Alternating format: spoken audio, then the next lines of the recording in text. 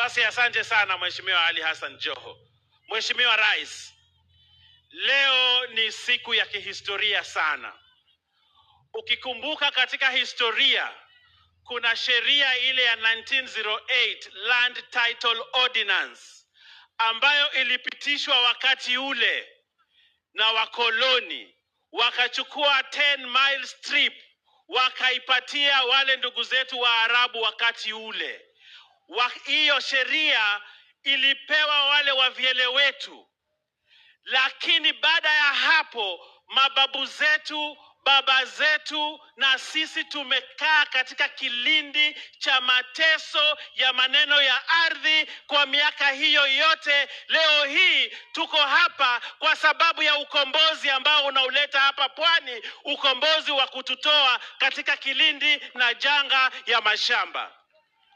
Mheshimiwa Rais, mimi pale kwangu Kilifi kuna mzee mmoja aliniambia, Owen, usiwache mimi nife nizikwe kama squatter wa shamba ya Waarabu.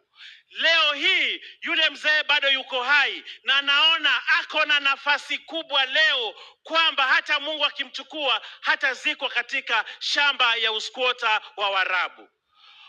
Mheshimiwa Rais, hapa Mombasa, hapa Pwani, kulikuja vuguvugu la watu walikuwa wanaitwa MRC.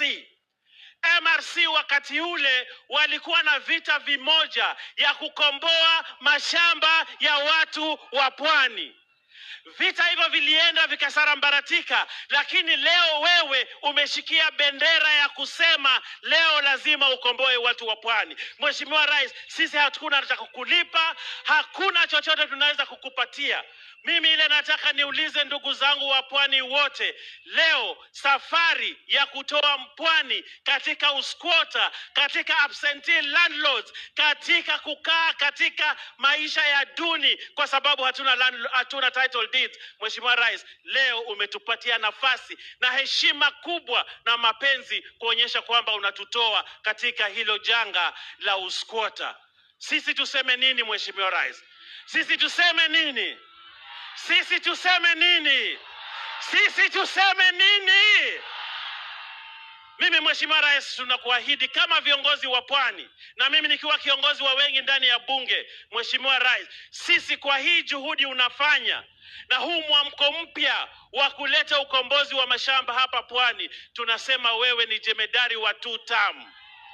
Sisi tunasema yeye ni jemedari wa nini? Rais ni jemedari wa nini? Kwa kutukomboa katika shida ya mashamba na usquatter na absentee landlords. Tunasema William Samoei Ruto tu. Tunasema tu. Asanteni sana.